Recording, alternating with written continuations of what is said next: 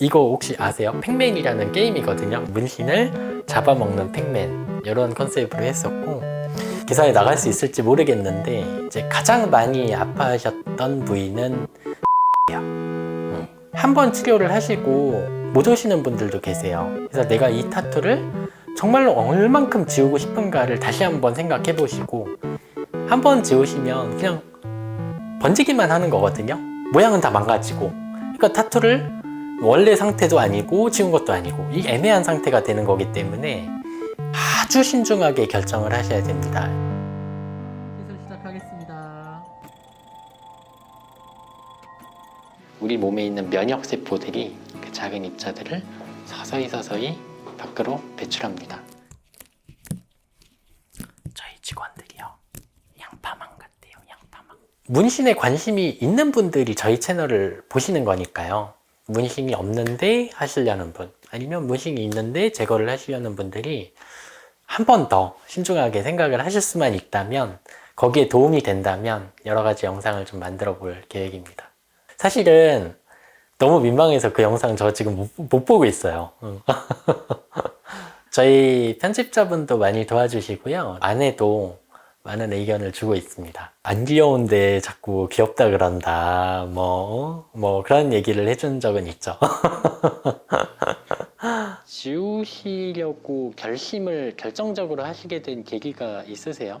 일단은 제가 일상생활에서 반바지를 잘 못 입고 다니고 있고 수영 4천에서 5천 명 정도. 정말 절실한 사람들, 안타까운 사람들 사연을 좀 선별해서 주시면 제가 타투를 확인하고 이분의 기대치가 지금 어느 정도이고 그게 도저히 맞지 않는 경우도 많아요. 어떤 타투들은 이분의 기대치를 만족시키기에는 너무나도 이제 색깔이 많거나 결과를 못 낼 것 같은 타투들이 있거든요. 그런 타투는 제가 좀 배제하고 그렇지 않은 분들 중에서 선택하고 있습니다.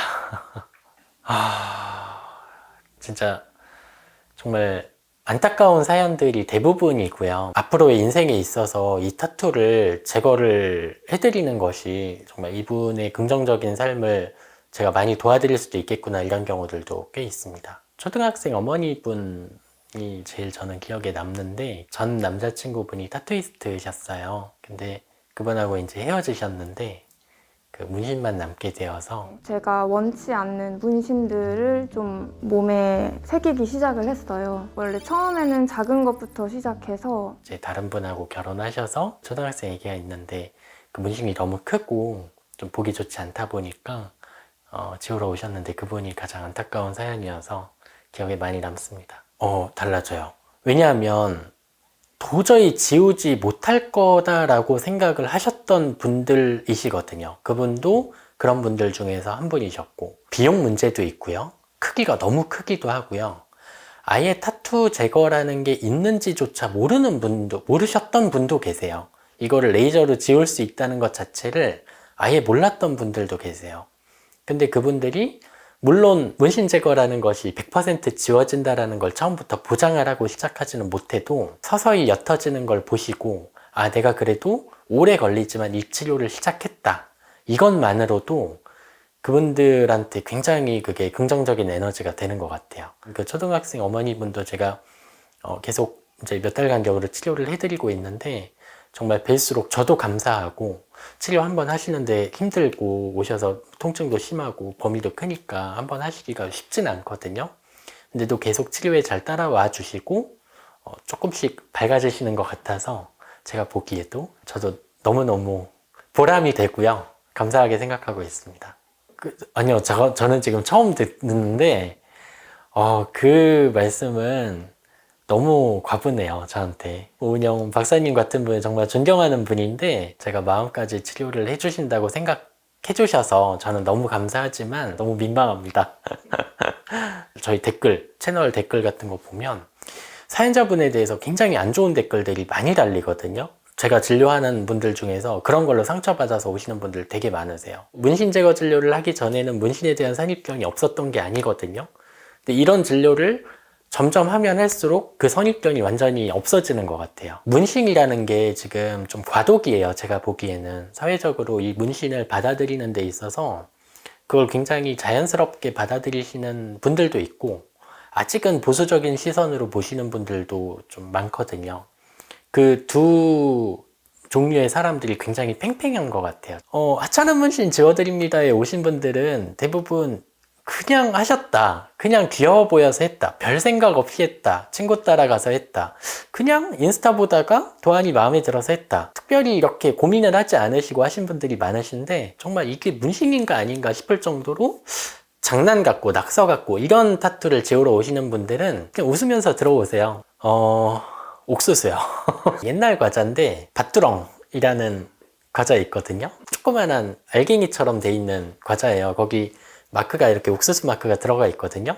그거랑 똑같은 옥수수 마크를 정말 새끼손톱보다도 작은 타투를 팔에다가 하신 거예요. 알라딘에 나오는 자스민 공주를 하신 분이 있거든요. 지우기가 아까운 거예요. 레이저로 한 번만 대도 이거 다 뭉개지거든요. 근데도 그분은 꼭 지우시고 싶다고 하셔서 그렇지 않습니다. 시술을 할 때마다 계속 지워지는 게 아니고요. 어느 순간부터는 레이저 치료의 효과가 거의 없는 지점이 오게 됩니다. 시간이 지나면서 자연히 옅어져서 본인께서 원하시는 것만큼 완전히 지워지는 경우도 있지만 잔흔이 좀 남는 경우들도 꽤 있거든요. 문신이라는 것 자체가 잉크를 피부 안에 넣고 바늘로 주입을 했기 때문에 이미 흉터의 상태인데 그걸 제거하는 과정에서도 흉터가 조금 더 추가될 수 있기 때문에 엄밀한 의미에서 완전히 깨끗하게 지워지는 건 원래는 불가능해요. 그렇죠. 마치 육안으로 봤을 때는 깨끗하게 지워진 것처럼 보이는 거죠. 근데 그런 결과를 낼 수 있으려면 타투 잉크의 양이나 종류나 깊이나 이런 것들이 좀 관계가 되기 때문에 모든 타투를 그런 식의 깨끗한 결과를 낼 수 있다라고 얘기하는 건 맞지 않는, 불가능한 얘기죠. 컬러 타투가 조금 더 지우기 어려운데 특히 흰색 타투가 그렇습니다. 밝은 색깔의 타투일수록 레이저를 흡수하기보다는 반사시키거나 산란시키는 양이 많기 때문에 제대로 흡수를 못합니다. 그리고 특히 흰색 타투 같은 경우에는 오히려 레이저 치료를 하면 더 어두워지는 경우들도 있거든요. 잘 안 보였는데 오히려 더 까매지는 경우죠. 네, 그런 경우도 있을 수 있기 때문에 치료에 조금 더 신중하시라고 말씀드리는 편입니다. 지우는 게 훨씬 더 아프다 라고 하시더라고요. 타투 머신으로 이렇게 살에다가 제 살에다 한번 대본 적이 있는데 그것도 상당히 아팠거든요, 저는. 근데 이거보다도 지우는 게 더 아프면 이거는 정말 심한 통증이구나. 기사에 나갈 수 있을지 모르겠는데 이제 가장 많이 아파하셨던 부위는 성기예요. 성기 부분 많이 아파하시고 겨드랑이에도 많이 하시거든요. 겨드랑이라든가 이제 사타구니라든가 이런 좀 민감하신 부위가 조금 더 통증이 많은 것 같고요. 정말 바람직한 현상이라고 생각하고요. 우리나라에서 지금 문신 자체가 의료인이 아니면 불법으로 돼 있잖아요. 아직도 합법화가 안 돼 있는데 그것도 합법화를 해야 된다라고 꾸준히 주장을 하고 있는데요. 이제 거기에 전제된 조건은 뭐냐면 막아야 되는 타투를 꼭 막아야 된다는 거예요. 비위생적인 관리가 안 되는 타투들을 막아야 되는데 그 중에서 가장 우선적으로 막아야 될 것이 미성년자 타투라고 생각하거든요. 고1 때 봄에 처음 시작했고요. 문신을 다 덮기 시작한 거는 가을쯤, 17살 가을쯤에 했던 것 같습니다. 네, 미성년자여도 상관없다고 하셔서. 알고 해주시는군요. 네. 전 지난 5년 동안 단 한 번도 후회를 안 한 적이 없어요. 더 밖에 나가기 싫어지고. 문신하고 나서 얼마 안 됐을 때까지는 스스로 알아서 책임지겠지라고 생각을 했었는데 하고 나서 뭔가 꿈이 생기고 그러니까 내 그때 판단이 잘못됐구나. 나는 아직 스스로 결정하기에는 충동적인 면이 큰 나이구나라고 느꼈어요. 미성년자에게 타투 시술을 해주는 타투이스트는 그 시장에서 도태된 사람이라는 거예요. 경쟁력이 없어서 미성년자를 꿰어서 돈을 받고 타투를 할 수밖에 없는 사람들이 미성년자 타투를 한다는 거죠.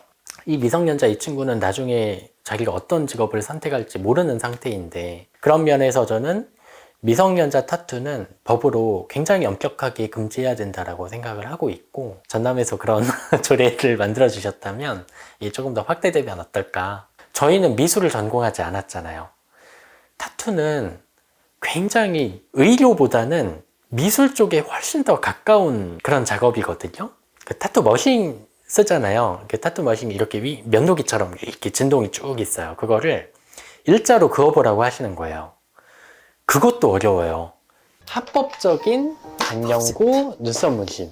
제가 레이저로 선을 따라 긋는 그거는 아주 기초적인 수준의 에이밍이고, 타투 선을 긋는 거는 완전히 다른 문제입니다.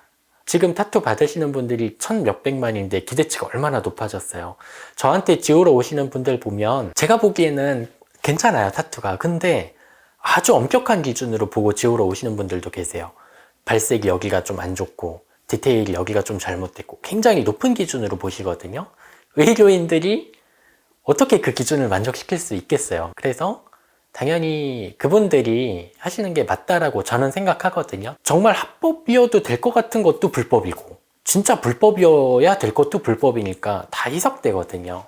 그래서 좀 구분을 해주려면 꼭 합법화가 돼야 되겠다라고 생각합니다.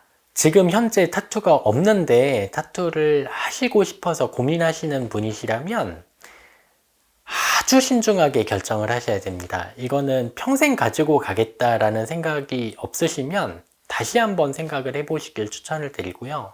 정말 추천드리고 싶지 않은 건 즉흥적으로 하는 거예요. 내가 누굴 따라갔는데 예뻐 보여서 아니면 뭐에 소위 꽂혀서 이렇게 하시게 되면 그만큼 만족하지 못하셔서 지울 확률이 올라가고, 제거를 고민하시는 분들도 다시 한번 신중하게 생각을 해보셨으면 좋겠습니다. 아주 적어도 5번, 대개는 10번 내외에 치료를 해야 되고 몇 년 걸리는 작업이에요. 한 번 치료를 하시고 못 오시는 분들도 계세요. 그래서 내가 이 타투를 정말로 얼만큼 지우고 싶은가를 다시 한번 생각해 보시고, 한 번 지우시면 그냥 번지기만 하는 거거든요. 모양은 다 망가지고.